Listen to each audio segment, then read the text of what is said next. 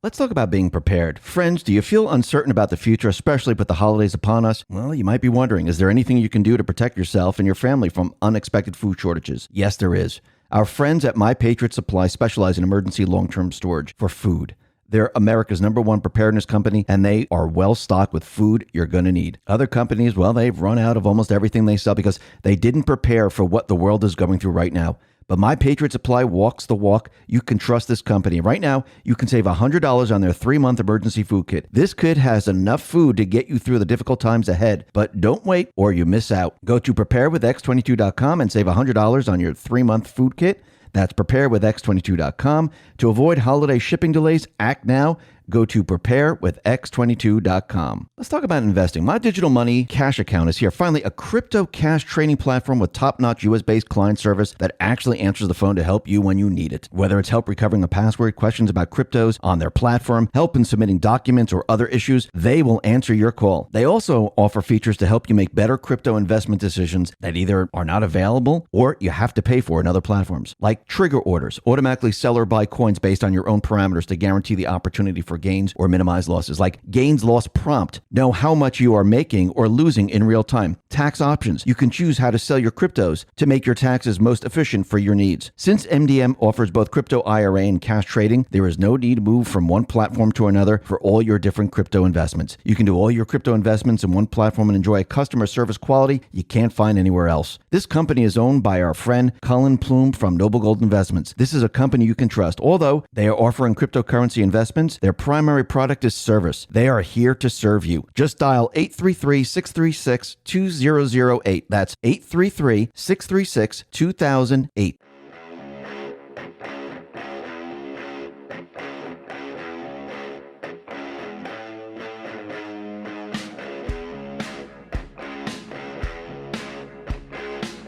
Hi, and welcome to the X22 Report Spotlight. Today we have a returning guest, Patrick Holbeck. Patrick is an aerospace engineer and author. He's the creator and owner of Let's Fix Stuff. That's letsfixstuff.org. And I am very happy to have him back on the X22 Report Spotlight. Patrick, welcome back to the Spotlight. Oh, always good to be with you, Dave. Hey, thanks for being here. Now, I just wanted to start off with Arizona because we had the forensic audit report come out. And I think a lot of people thought, oh, once this comes out, all the cheating would be out in the open. Everything would be decertified.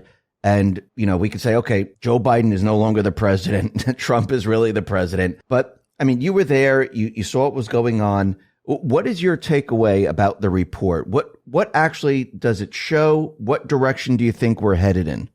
Well, key takeaways from my perspective, I focused in on the technical aspects of it. And for me, some of the most compelling testimony was provided by Ben Cotton because it actually helped validate some of the observations that we had here in Michigan. And Ben was observing that, you know, despite protests to the contrary, these machines were indeed connected to the internet. And furthermore, he discovered that the evidence of them being connected to the internet was in what's called unallocated space, which means somebody deliberately tried to delete this evidence, but they didn't reformat the hard drive, so it was still there on those drives.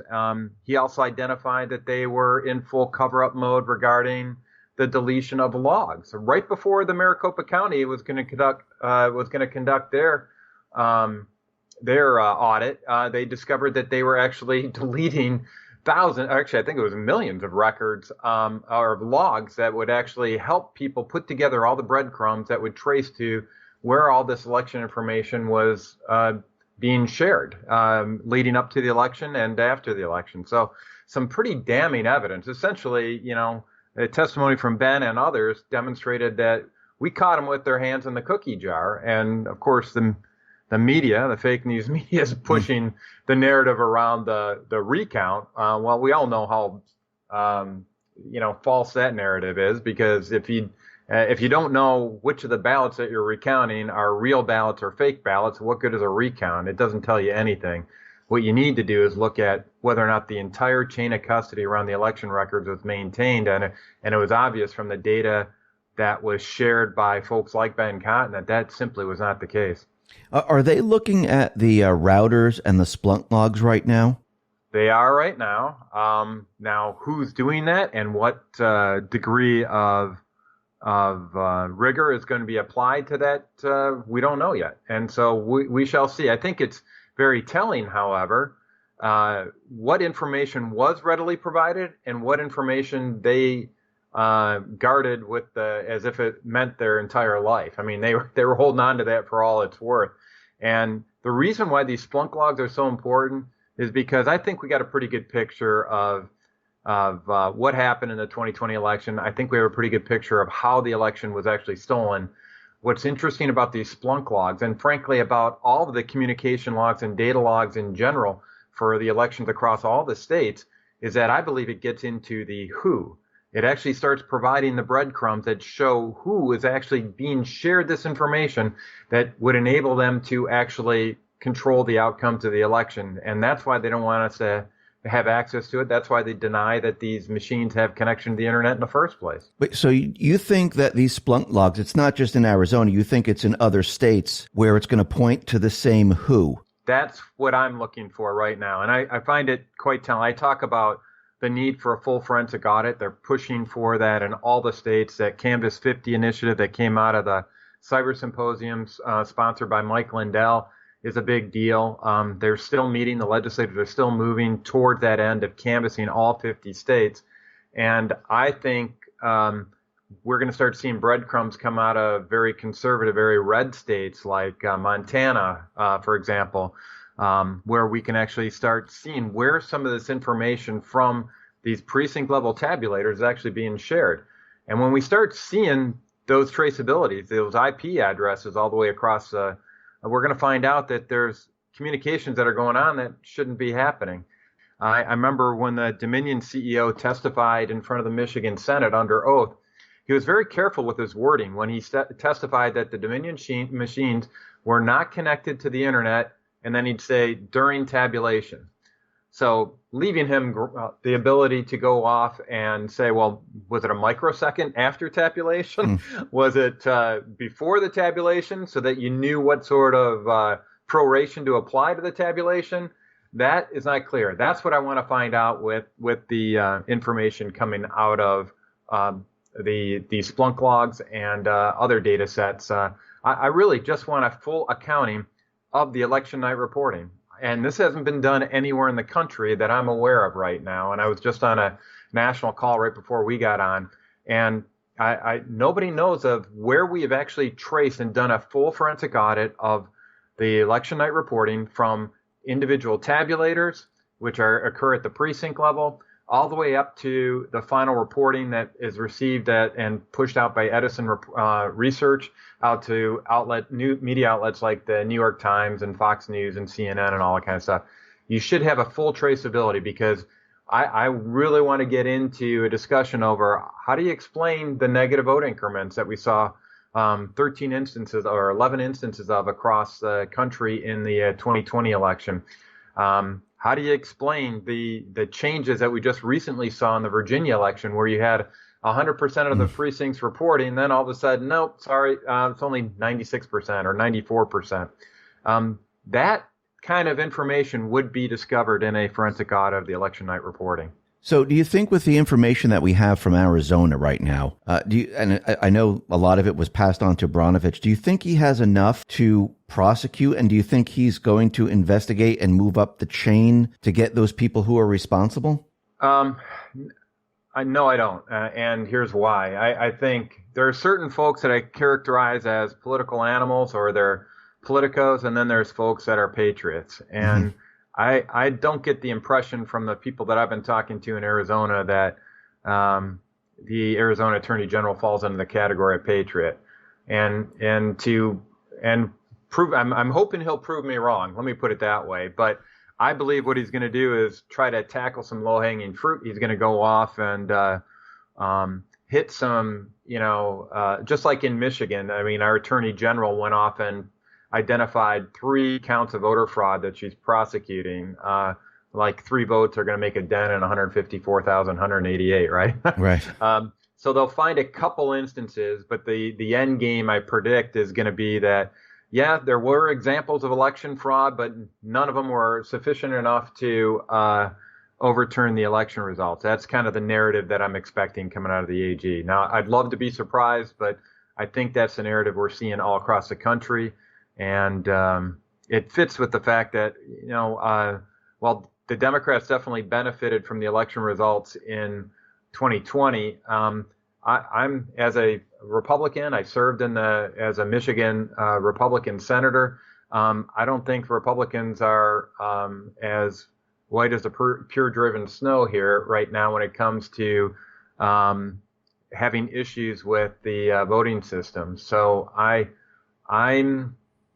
think there's folks that like to stay in control, and I think what's going to come out of the Attorney General's office is going to be an indicator of what happens when you're really not interested in the truth and you're just focused on going through the motions. Do you see the same type of patterns in Michigan that you saw in Arizona?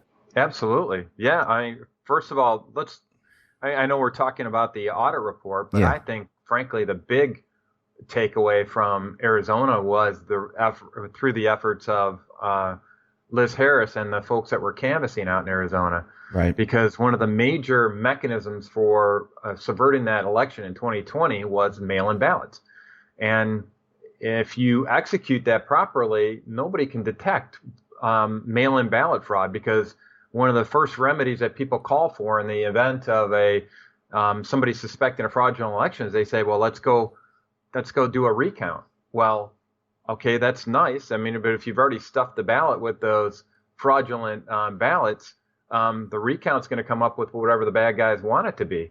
The only recourse you have is to verify the fact that you have a ballot count, but does the ballot count jive with the vote count or the number of people that were supposed to have cast their votes in that election? So in Michigan, we call them poll books. And so you got the poll book tally of how many ballots were handed out versus the ballot tally of how many ballots were actually cast.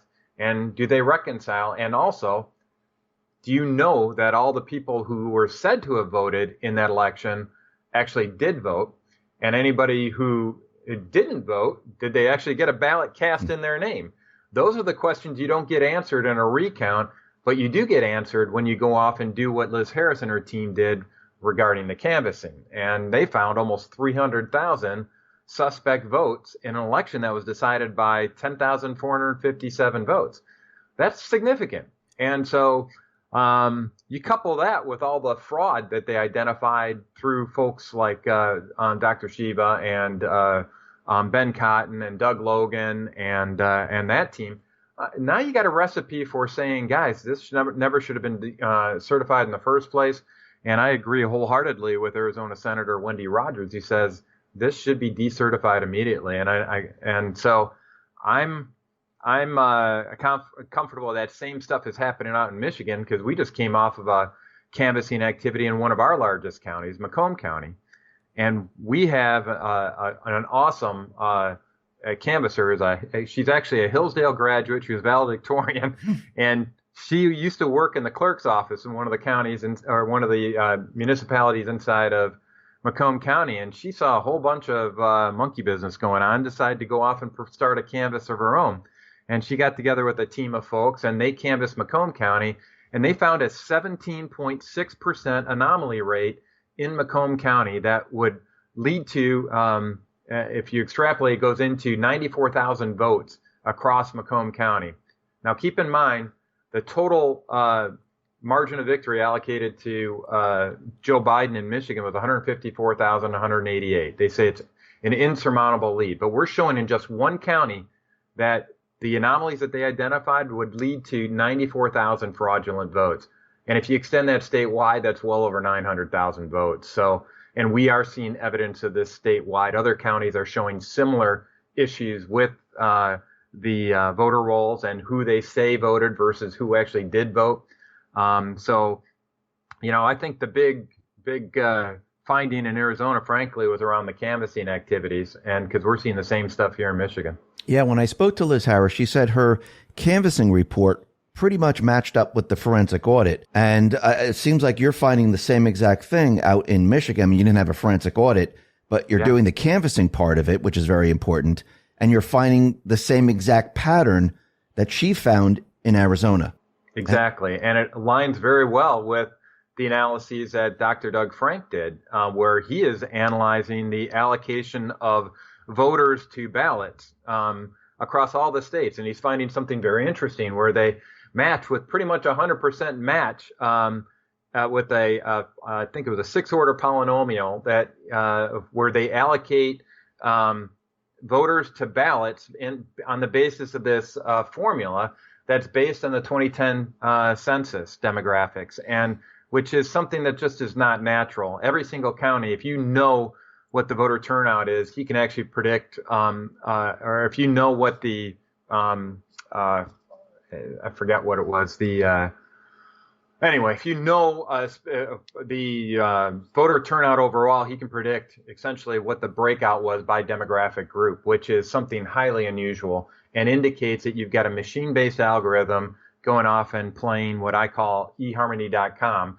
where you match the voters to the ballots so that at the end of the night, if somebody does have the audacity to go off and call for a recount, well, you can, and you'll be able to pass a fraudulent election off as a valid election because you're going to have a matching number of ballots cast with the number of voters that have said to have voted in that election. So, yeah, we're seeing a lot of patterns, and Doug's seen that across the whole country, frankly. And he's even gotten down into the precinct level in some of the states that have some of the newer voting machines, which indicates that this internet connectivity stuff is a big deal because it allows for a turnkey manipulation of the election. Now, it sounds like they were very strategic in the way they cheated, because if you just do the count audit, it always turns out correct. I mean, there's no fraud. Yeah. And it seems like they were very strategic in the way they handled all this, which means to me, let's talk about investing. Are you happily putting your life savings on the stock market right now, despite the dangers? If you've been thinking about investing safer so you can retire comfortably and sleep at night, you could do worse than to talk to a Noble Gold expert about the tax advantages and other pluses of precious metals IRAs. Of course, you might just love uncertainty, but if you don't, you can get a free America the Beautiful solid silver 5-ounce coin with any qualifying plan you start. Call them at 877-646-5347. That's 877-646-5347. Or go to noblegoldinvestments.com. Now, CBD oil is becoming one of America's most popular alternatives to big pharma drugs. This isn't surprising considering how therapeutic it is. Nothing has helped people more with chronic pain or stress than CBD oil, but choosing the right CBD oil for you can be difficult. My favorite choice is natural hemp oil. Here's why. Firstly, natural hemp oil makes you feel better and recover faster than anything people have tried. Secondly, natural hemp oil is therapeutic. It improves your health on both mental and a physical level. Third, natural hemp oil is one of the safest and healthiest oils to consume. It's triple lab tested. It's non-GMO. Natural hemp oil also has no pesticides, herbicides, or chemical fertilizers. If you want to treat chronic pain without contributing to big pharma, you'll love natural hemp oil. Order today by going to naturalhempoil.com/try. That's naturalhempoil.com/try and use promo code DEW20 for 20% off. It must have been coordinated somehow from the tops from someplace. Absolutely, and that's why I want to get at those digital breadcrumbs that they are so adamant about not letting us have access to. So who do you think coordinated this? I mean, you put out a document saying how America was hijacked, and you actually took, there's 4 stages: preparation, number 2, main attack, 3, backup, 4, defense. So from everything that you're seeing and you're seeing the patterns now in different states, and it looks like it's coordinated. Who do you think was behind this? Who coordinated it? And who did all this? You know, all I've got are breadcrumbs as to players. I don't have the person in the huddle calling the play right now. I know what the plays are. I know how they manifest themselves, but I personally don't know who those players are. And frankly, those are the types of people that are probably not going to want to be known anyway. They may not be any names that we recognize in any way, shape, or form, but I can tell you one thing: they are not patriots, and they are not looking out for the best interests of America. I'm not convinced that it's of any one political party is involved. I think both of them have some complicitness in what happened. But I think it's primarily benefiting the Democrats, obviously.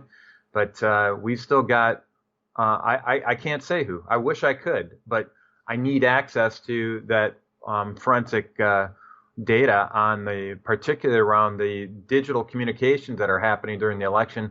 That is pretty much the ground zero of the resistance that they have for us to be able to get access to that information. Everywhere you go, that's where they refuse to give us access to that info. We just recently had just for questioning some of the electronic voting systems and how they're being managed and certified.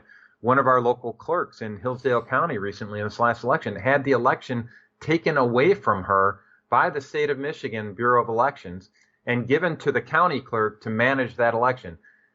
She didn't violate the law. She didn't do anything wrong. But because she was asking questions around the public accuracy test, she was asking questions about the modems and when they were active, they just heard that she was talking about this at a county commission meeting, came in and took over the election from her. So that's the type of stuff that's happening right now in that last phase of the operation. So like you said, there's 4 phases of this operation. We're in a defense phase right now that involves deception, it involves intimidation, and it involves accusations like they levied against this brave clerk. Her name's Stephanie Scott out in Adams Township in Hillsdale County. And all she was doing was asking the questions that not enough clerks are asking right now.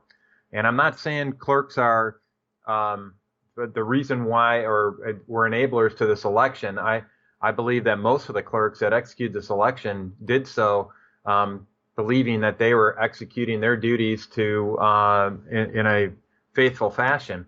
But they can still preside over a fake election. And when we go over the other few phases, we'll show that how exactly that happens. But right now, this defense phase is getting ugly. I mean, with intimidation tactics like that, to a clerk just asking questions, to the cease and desist letters that folks like myself have gotten from Dominion and their lawyers, from the, all the censorship that's happening. I mean, when they actually censor the president of the United States and deplatform them, that's an indication that they're serious about that defense phase and holding the ground that they stole during that 2020 election. So how far do you think they'll take the defense phase? I mean, if more and more information comes out about fraud and the canvassing, I mean, how far are they going to take it? I mean, we've seen censoring. What do you think their next step will be?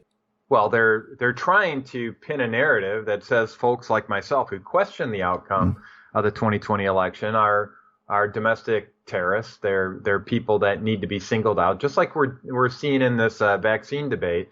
The folks that question the efficacy of the vaccine and whether or not that the benefits outweigh the risks, they're immediately labeled as pariahs. I mean, you saw what happened even just to Aaron Rodgers when he questioned it for himself. Or, we get into some strange territory right now where you can instantly be canceled in America if you are not carrying the propaganda theme. And I'm happy to say that not everybody's drinking the Kool-Aid. Matter of fact, a recent poll came out by Rasmussen that highlighted that 56% of Americans believe that there was election fraud in the last election. Now, how do 56% of the Americans believe that there's election fraud if every single news source that's out there, every single social media feed, every single elected official is telling them that this is the most secure election in history? How does that happen? Because I think the people know the truth. Folks like myself and Liz Harris and Mike Lindell are going around and letting people know about exactly what happened in the election. They're giving them facts, and they're giving them evidence that has never been adequately explained away by election officials. And the American people are waking up. I think American people, I think they are waking up. And as they see more and more of this information produced, like in Arizona, like the canvassing in Michigan, actually out in Wisconsin, where a sheriff, he decided, I'm going to investigate what happened in nursing homes. And he found out, oh, wait, people are voting for these people. Yes. And they have no clue. And I think people are starting to realize that these elections right now, they aren't secure. They aren't transparent, and they're not on the up and up. So let me just take this to the next step. So if the elections are not transparent, they're not on the up and up, shouldn't we decertify the elections because we're seeing pockets of fraud and the same pattern in different states? Because it's not just like one little county and everyone goes, oh, that's just an anomaly. We're seeing it all over. But if you're seeing fraud and you're seeing things don't match up, it seems like we have a problem. We definitely do have a problem, and they don't want us talking with one another. That's why you were taken off YouTube, right? I mean, They do not want us sharing this information. I'll tell you, it's extremely difficult to find data now just doing Google searches. You have, some of these things. I know I've seen these stories and I've seen specific snippets. I cannot find that data anymore. I can't do it when I search inside of YouTube. It's exactly like the Ministry of Truth in 1984, where they were scrubbing our memories or attempting to scrub them.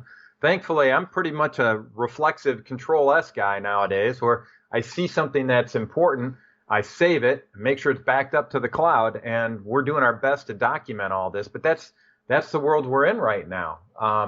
We've got to make sure that we're saving copies of it. Just like Winston in 1984, they got that little piece of paper that we're holding on to. Well, that's what I'm holding on to. And we've got some digital pieces of paper around, testimonials and everything else that I just like you, I'm a big believer in that we need to be pursuing the truth.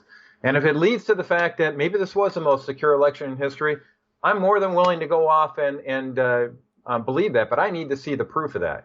And they're doing everything they can right now to stop us from seeing that proof. Do you think a lot of the electronic communications, do you think this is going to lead back to China? Yes. Yeah. And that's actually what's evident, at least what I think is at the center of that third phase of this operation. So we said preparation, main attack, backup attack, and defense. We're in the defense phase right now. In that backup attack phase, I believe that they found that they didn't stuff enough ballots into the system during that main attack phase, using methods like matching the voters to the ballots, a la what Dr. Frank pointed out in his analysis.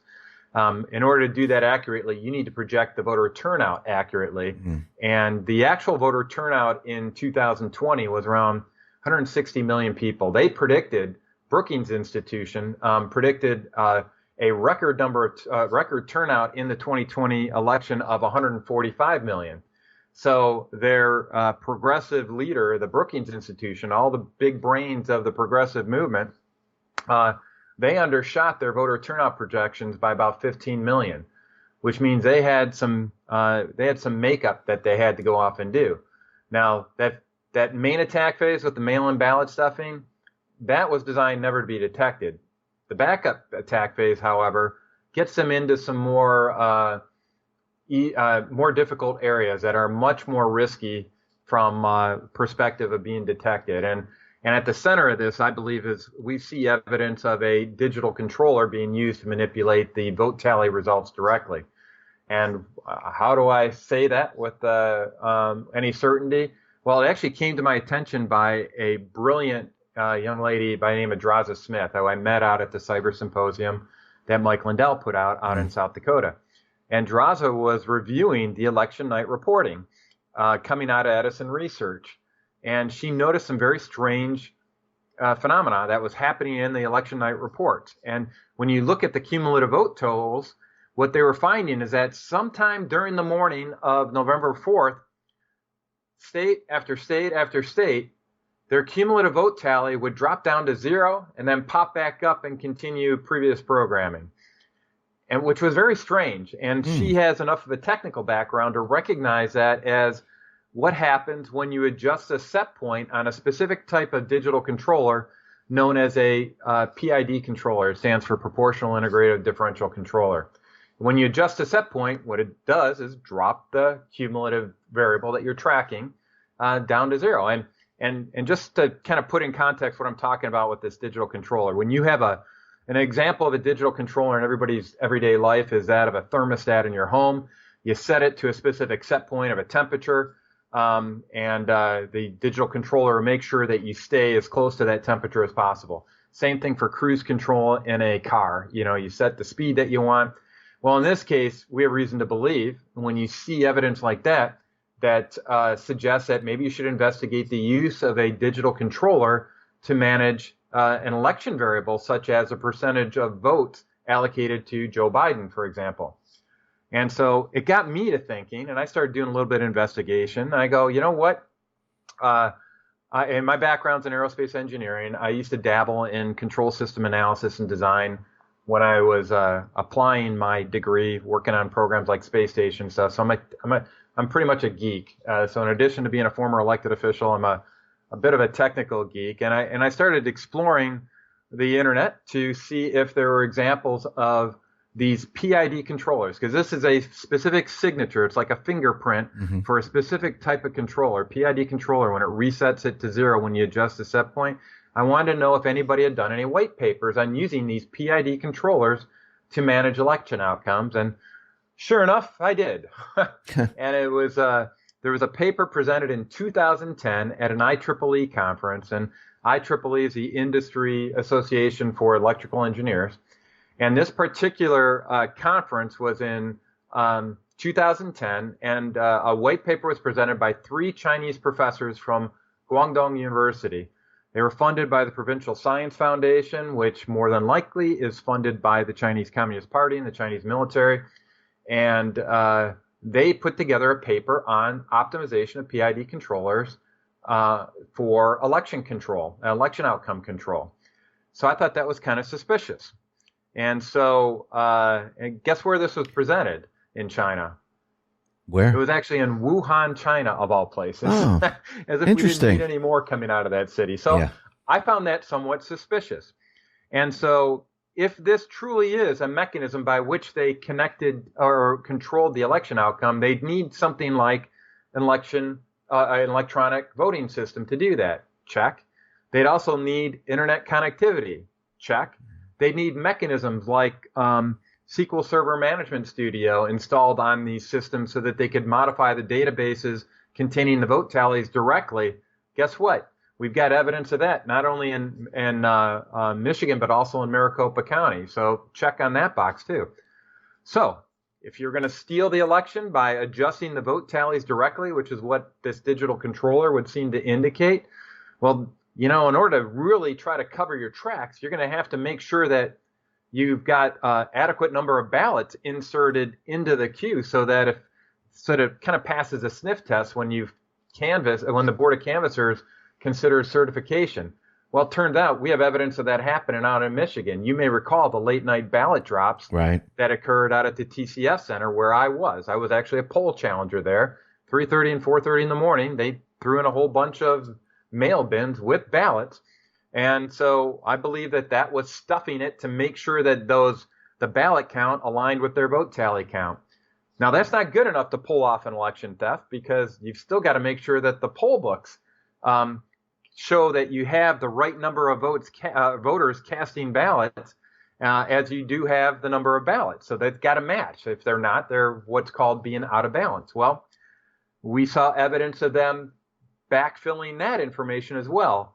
The day before the Wayne County Board of Canvassers were to certify the election in Wayne County, they saw a mysterious black box come in. Our poll challengers that were on the site observed it, and they have affidavits to this effect, and they observed that this new black box came in, and sure enough, guess what it had? Brand new poll books. So the vote tally bones connected to the ballot bone connected to the poll book bone.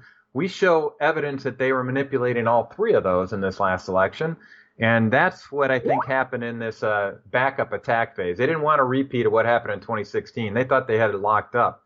And so they had a backup plan in place. And we're seeing at least some evidence that indicates that that's exactly what happened. Now, the way you find this all out is via full forensic audit. Guess what's being opposed? Vociferously across the board is a full forensic audit, particularly in Michigan. And I'm mostly interested in election night reporting audit because that gets to the heart of this backup attack and the idea of a digital controller being used to manipulate the election outcome. So in a nutshell, that's kind of the key attack phases. And the preparation phase is pretty important as well. This is something that's been going on for decades, but that first phase of the operation involved just creating and exploiting weaknesses in our election system, like mail-in voting. It involved ballot initiatives like we saw back in 2018 that gave us no reason absentee voting, that gave us same-day voter registration. It gave us a whole bunch of games like that. Also, the preparation involved planting fraudulent voters into our voter registration file, opening up the management of our qualified voter file, which is what it's called in Michigan. It's a statewide voter registration database. They opened it up to third parties like Rock the Vote.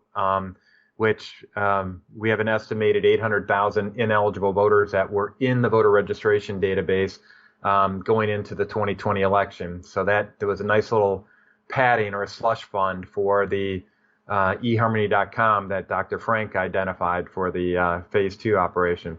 And also we had our Secretary of State using lawfare with a lawsuit, a friendly lawsuit introduced by Priority USA, which is a progressive group. And they were claiming the false narrative of voter suppression, which was an important part of this preparation activity, is building that narrative. And so they filed a lawsuit, and it was a friendly lawsuit because Michigan Secretary of State Jocelyn Benson is a progressive as well. And so what they tried to do with this lawsuit was get, as a result of the lawsuit, she settled the court case by relaxing the signature verification requirements on all the ballot envelopes, essentially getting rid of our last protection on the integrity of mail-in ballots here in the state of Michigan. She got rid of them with a friendly lawsuit from Priorities USA. That's their way of getting around the legislature, which never would have approved that as a matter of law. But because they went in through the court system and a friendly court at that, and they got a friendly ruling or a friendly judge, they were able to just go off and essentially change Michigan election law to further exploit weaknesses in our system. And then of course, the last thing you do in the preparation phase is the whole idea. That's when they implemented these electronic voting systems that are capable of networking together, which effectively centralizes the management of our election systems, so that you don't need a massive army of corrupt individuals to subvert an election. Theoretically, when you centralize elections with electronic voting systems and network connections, you could have one guy with an IV drip of Red Bull, managing election outcomes from a basement in Beijing, China. That's in a nutshell what I believe happened and what the evidence seems to point to in the 2020 election. You had a preparation phase designed to create weaknesses. Then you exploited those weaknesses around the mail-in ballot system in the main attack. And the backup attack, when they realized they had voter turnout that they couldn't accommodate, they had to go back to a digital controller, which introduced some risk to them. But that's okay, because in the fourth phase, the defense phase, they have complete control of the media, and they can push any propaganda they want at you and carry the day. So that's what I think happened, and I think all the evidence is mapping out to. And we're going to have a lot of that information is already out at letsfixstuff.org, but more of that info is going to be coming out with every day that passes. Let me just ask you a question about the zeroing out of the controller. Was this seen just in Michigan, or was this seen across the country? Across the country. They have, Draza calls it the Edison Zero. And essentially, it occurs at different times across different states, but it occurs in pretty much all the states across the board. It shows a reset of the cumulative vote tally down to zero and pops back up again. This is the data that comes out of Edison Research. And why does it have to drop down to zero? Well, that's just a facet of what happens in this type of controller. So I'm a little bit of a space geek. So here's my point of reference. I don't know if you ever noticed when the shuttle was about to launch, it always kicked to one side or another. It was kind of a calibration kick to see that it was pointed in the right direction when it finally ignited the boosters and got free of the gantry. And so this is a kind of little calibration kick, if you will, for a PID controller. And it's a fingerprint that's specific to a PID. If you just went out on the internet and just decided to download a PID simulator for Excel and actually manipulate it on your own and showed what happens when you reset the set point for a PID controller, you'll see exactly what occurred in these election night reporting results. So where do you think we're heading right now? I mean, with all this information coming out with, these anomalies, I mean, to me, it's pointing to fraud. I mean, do you think you're going to see states, legislators, do you think they're going to decertify? I mean, Trump, he just put out a statement telling, Arizona, we must decertify the election. Do you think we're going to see decertification? We should, but it's a very slow process. As somebody who's in the legislature, you gotta win in the court of public opinion before you can win in the court of law. And while we've got some promising, polls coming out of Rasmussen, I don't think we're quite over the hump on court of public opinion. So I think what's going to happen is that a lot of our legislators are going to kind of tippy toe into the deep end. And I'm recommending that if you don't want to do a full forensic audit, at least start with an audit of your statewide voter registration databases, your qualified voter files. Go and get an understanding of exactly how those entries came into the system, get an audit log of who modified those entries, and make sure you know everybody who said that they had voted or who the database says had voted in the 2020 election. Make sure you're capturing that record. Keep that snapshot and then use that as a basis for your canvassing activity. I think what you're going to start seeing is that you're going to start seeing some courage bills from our legislators as they start seeing the importance of this data. And also, one of the reasons that I encourage them to zero in on the qualified voter file is that a lot of our legislators, they're only focused in on the 2022 election. They're only focused in on what's good for them, not for the American people. So here's an example where we can kind of kill two birds with one stone. We can do what's best in regards to exposing the fraud that happened in 2020. And we can also safeguard the 2022 election by cleaning up the voter rolls and making sure that only those people who are eligible to vote are actually in those voter rolls. So once that's done, and once you start mapping them to some of the canvassing activities, which we're seeing all across the country springing up, I think now that's when you start seeing the courage pills necessary for the legislators to take an action like decertify the election. From a constitutional perspective, they have that authority right now. There's nothing that has to change in law for them to decertify the election. From a courage perspective, I think they still need some fortification there. Patrick, thank you very much for being on the X22 Report Spotlight. Once again, how can people see your work? Just go out to letsfixstuff.org, and I'll make sure I got links to the actual source documents and evidence and court exhibits and affidavits, so you guys can make your own minds up here. This is what I'm seeing, and I just hope it's useful for you and your pursuits, because ultimately I believe that this whole 2020 election should be decertified. Yeah, I'll put all the links at the bottom of the video. Once again, thank you very much for being on the Spotlight. I appreciate it. Always a pleasure, Dave. Let's talk about losing weight. Keto has been a hot topic in the weight loss community for years now. Thousands of others have personally experienced weight loss and health benefits of the keto. But there's a secret. They weren't on the keto diet. Instead, they were using this amazing new keto power. Keto with X22.com is a powdered form of the most ketogenic MCT oil called C8. It helps give you many of the benefits of elevated ketones without having to completely follow the rigid guidelines of the keto diet. Within weeks of taking it, 3 things happen. Firstly, it helps control your appetite. It will help you lose weight. Secondly, you're going to have more energy and you're going to be ready to take on the day. Third, you'll see an improvement in your mental focus. So take keto with X22.com and watch your fat melt before your own eyes. This Black Friday, go to keto with X22.com to get 51% off your order today. Let's talk about our health. We're only just discovering the anti-aging power of collagen. Myself and thousands of others, for example, already experienced these powers firsthand, but there's a secret. I don't take typical collagen. I use health with X22.com. This special collagen provides 5 key collagen types from 4 unique sources. The result, firstly, your skin looks and feels younger. Secondly, your hair and nails will have a vibrant thickness to them. Third, most importantly, you're going to feel amazing. You're going to have more energy than you had in years. So take health with X22.com. Take advantage of the Black Friday deal today. Go to health with X22.com to get 51% off your order.